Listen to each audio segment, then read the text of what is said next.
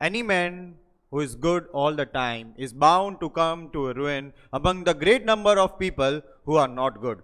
Hence, a prince who wants to establish his authority must learn how not to be good and use that knowledge and refrain from using it as necessity requires. Hello everyone, happy evening. My name is Mehul Jain and I'm a real estate developer and I've completed my masters from Queen Mary University, London, and I'm one-on-one participant at IICS. So today I'm going to be talking about four laws of power inspired by the book 48 Laws of Power. I will be covering other 48 laws, like 44 laws, but this is part one of that. So before I will be talking about any laws, I will be talking about its judgment, its transgression of law. The transgression of law means that when a particular person didn't follow that law and how it turned to be fatal for them. And the observance of law is that when a particular person followed that law and how he attained the great heights of power. So, understanding people's hidden motives is the greatest single piece of knowledge you can acquire when it comes to power. So now I will be discussing the four laws. The first law is never outshine your master. Always make above you feel comfortably superior in your desire to impress them. Don't go too far in displaying your talents or qualities, and you might accomplish the opposite, inspire fear and insecurity. Always make your master appear more brilliant than they are, and you will attain the great heights of power. So now I will be talking about the transgression of law. In French history, there was a prominent king who is also referred as the Sun King, and his name was Louis XIV. So during Louis XIV initial years of reign, he had the finance minister who goes by the name Nicolas Fouquet. Nicolas Fouquet was known for hosting lavish parties and living extravagant lifestyle. Guys, I tell you, he was indispensable for the king. But when Louis XIV king's prime minister died, Nicholas thought that he will be promoted as the prime minister. But interestingly, king abolished that position. So Nicholas thought that he might be falling out of king's favor. So what he did next? He hosted a wonderful, extravagant, lavish party for the king, wherein there was 7-course meal. A prominent European people were there in the party. At that time, famous music composer was playing the songs for Louis XIV, and the evening ended by the water fountain show. Guys, I tell you, Louis XIV got all the attention in that party, but at the same time, everyone praised how beautifully Nicholas has planned the party. Guys, I want to tell you that at the end of the night, Nicholas was at top of the world. So on the next morning, some interesting, devastating development happened. The king sent his general to arrest Nicholas. Now guys, Louis XIV sent his general to arrest Nicholas on the charges of theft from the treasury. And I want to tell you, Louis XIV himself conspired with Nicholas to steal from this treasury. But still, he sent his general to capture the Nicholas and sent him to the banishment for last 20 years of his life. Now guys, what happened over here? He did everything right. He gave the wonderful party. Louis XIV was center of attraction. He did everything right. But at that time, he outshined his master by throwing such an extravagant party, which made Louis XIV insecure of that person, and he replaced Nicholas with a dull finance minister who goes by the name Colbert. Now I will be talking about observance of law. Guys, in early 1600s, there was an Italian astronomer and mathematician who invented the telescope. So guys, who invented the telescope? Please tell me. Nobody knows. Galileo invented the telescope. So, Galileo, whenever he used to make a discovery, he used to dedicate his discovery to the powerful people at that time. But they were not that prominent at that time. So, what these powerful people used to do? They used to gift him materialistic things. Because of that, Galileo was never able to make his ends meet. So, in 1610, he hit a new strategy. When he discovered the moons of Jupiter, at that time there was a very prominent dynasty which was founded by Cosmo I in 5040. And that dynasty was known as the Medici dynasty. So, Medici dynasty had the symbol of Jupiter. For them, Jupiter was the mightiest planet in the universe. But for Medici dynasty, the planet went far beyond banking and politics. For them, Jupiter was linked to ancient Rome and its divinities. So, when Galileo discovered the moons of Jupiter, another interesting development was happening. And that was Cosmo II was succeeding Cosmo I. So, at that time, he dedicated his discovery to the whole dynasty. Cosmo II had 3 more brothers. So when he discovered the 4 moons of Jupiter, you know guys what he did? He placed the Jupiter in between and showed how the 4 moons revolve around the Jupiter. And then he glorified the Medici dynasty by saying that this Jupiter is Cosmo I, the 4 moons which are revolving around the Jupiter are Cosmo II and his 3 other brothers. This brought glory to the whole dynasty. And impressed by this glory, how he was glorified, king promoted him to be the philosopher of his council and gave him the full-time salary. And guys, I tell you, at that time, getting a full-time salary was a deal of a lifetime. Now guys, what Galileo did over here? He didn't question king authority through his intellectual ability, but he made king outshine all others through his intellectual abilities, and that's how he attained the great heights of power. Guys, now I will be speaking about law number 2, and before I will be talking about it, you need to keep your mind open, and I will be talking about some uncomfortable truth. So please, you need to listen to me. The law is never put too much trust in your friends and learn how to use your enemies.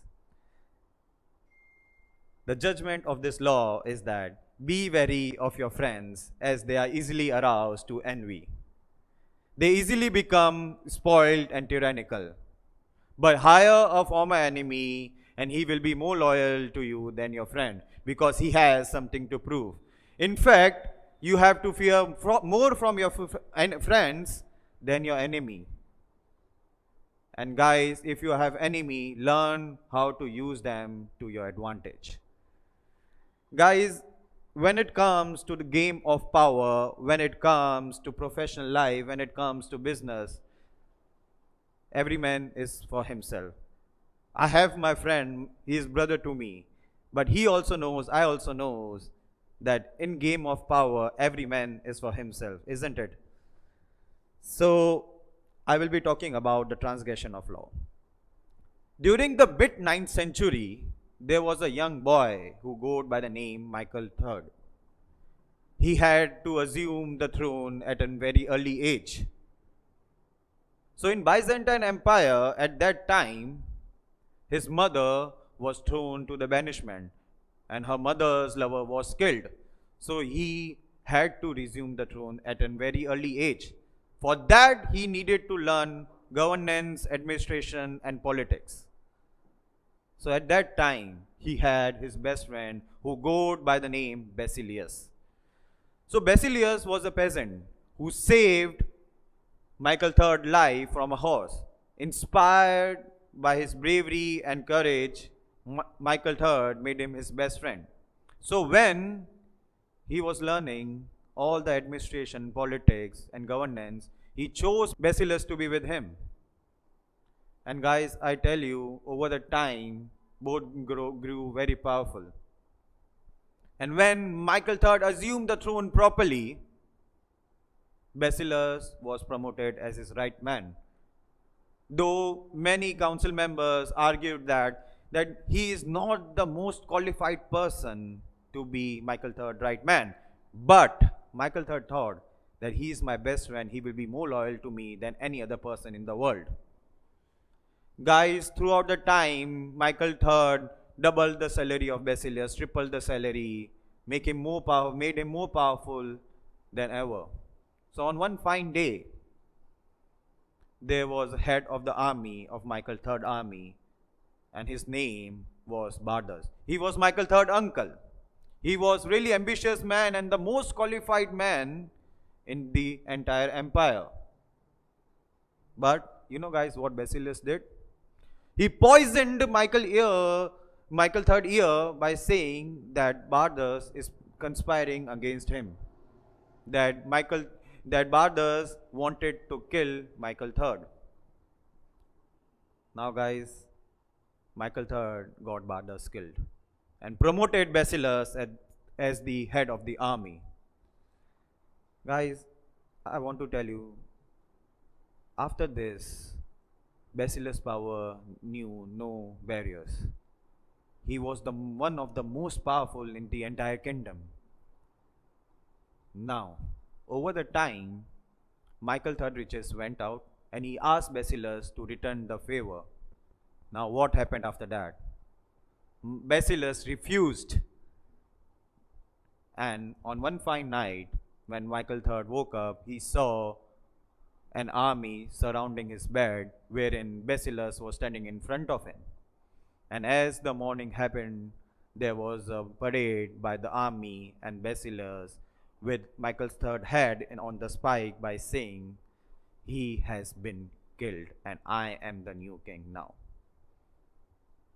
Now I will be talking about the observance of law. Guys, for several centuries in Chinese history, after the fall of Han Dynasty in year 222, a common pattern followed, wherein great army general will rise up to the ranks, kill the weak emperor, and then crown themselves as the emperor and start their own dynasty, and then again another army general will climb up to the ranks, kill the emperor, and that so on. So when the great general Shao Kuo-yin was made as the emperor's son, he knew that he had only limited years to live. In 2-3 years he would be murdered. So he hosted a party for every army general, wherein he made them drink alcohol to their body limits. And then he gave a toast and he gave a speech by saying, "I can kill you right now and I can live my life peacefully. But if you give up your ranks, I will provide you with fine estates, fine mistresses, and riches. And you can live your life peacefully, whereas I can also live my life peacefully." And since the generals were also living in the air of uncertainty, they gave up their ranks and turned to be the noble man. That's how Emperor's son turned the pack of friendly wolves into his loyal servants. Guys, I want to tell you, at that time, there was a rebellious king in southern Han dynasty who surrendered in front of the emperor's son. So at that time, Emperor's son invited him for the party and he handed over him a wine glass. The rebellious king refused. He thought that that glass might contain poison in it. So Emperor's son took the glass from his hand, drank that glass of wine, and he was unharmed. Inspired through his generosity, that rebellious king proved to be one of the most loyal servant in the history. Guys, let's talk about law number 3. And the law number 3 is always say less than necessary. So the judgment of this law is that whenever you are saying something, the more you say, the more common you appear and the less in control. Even if you are saying something important, the more you say, the more it will be woke and open-minded. Powerful people intimidate by saying less. The more you say, the more you are about to say something foolish.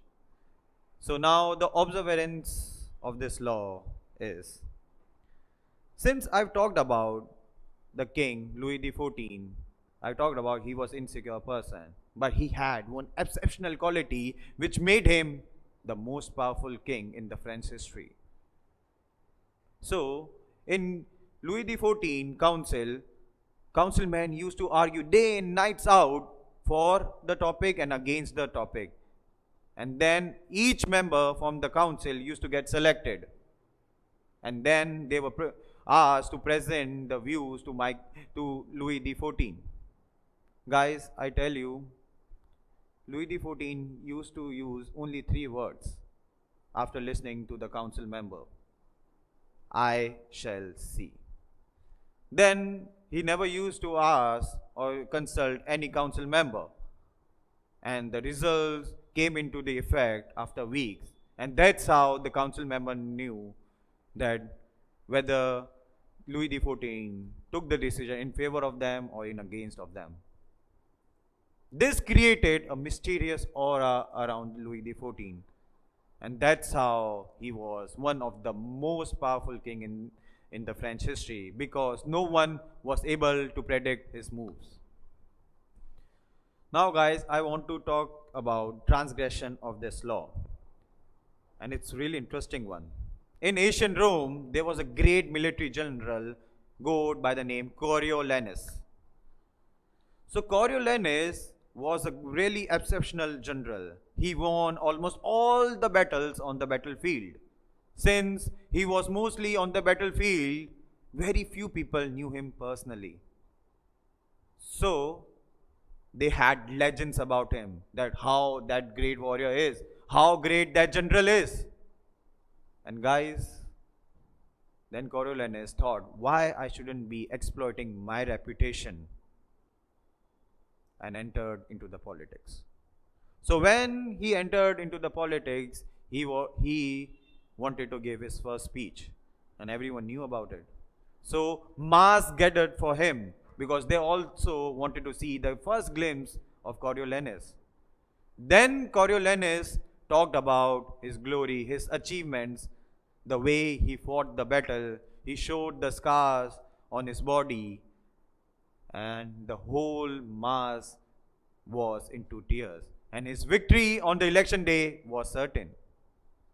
So on the election day, he did something which turned the whole game upside down. He was accompanied by the wealthy men and top aristocrats at that moment on the election day.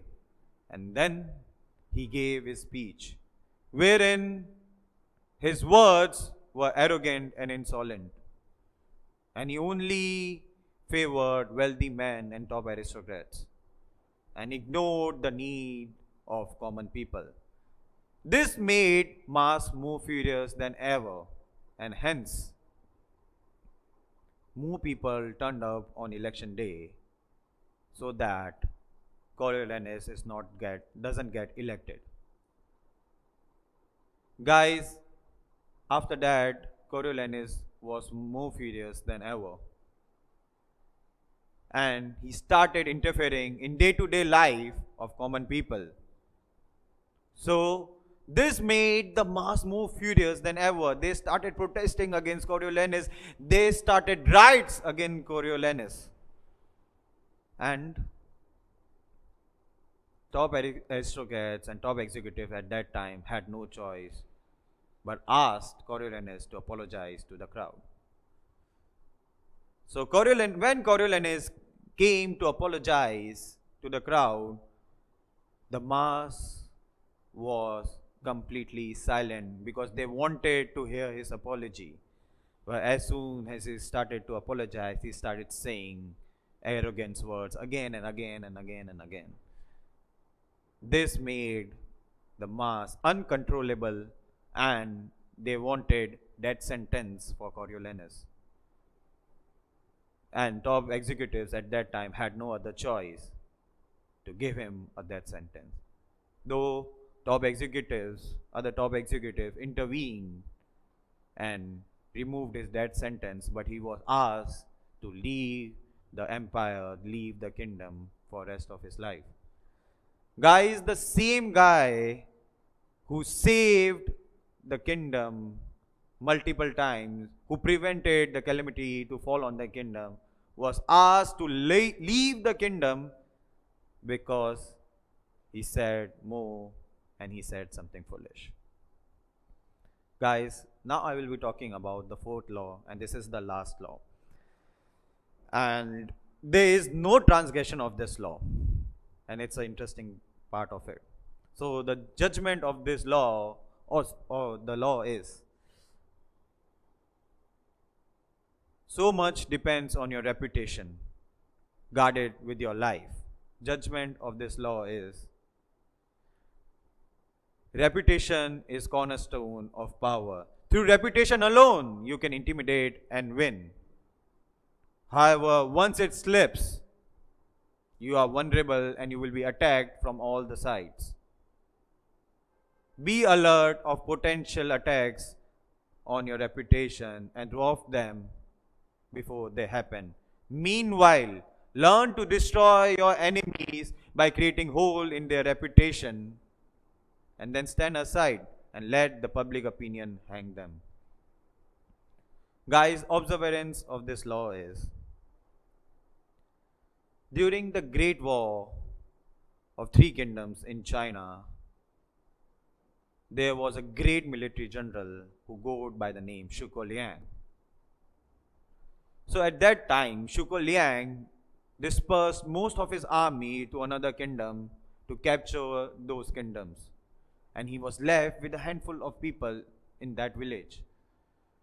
So at that time, another great leader, another great general, Sima Yi, prepared 150,000 troops and marched towards Shuko Liang.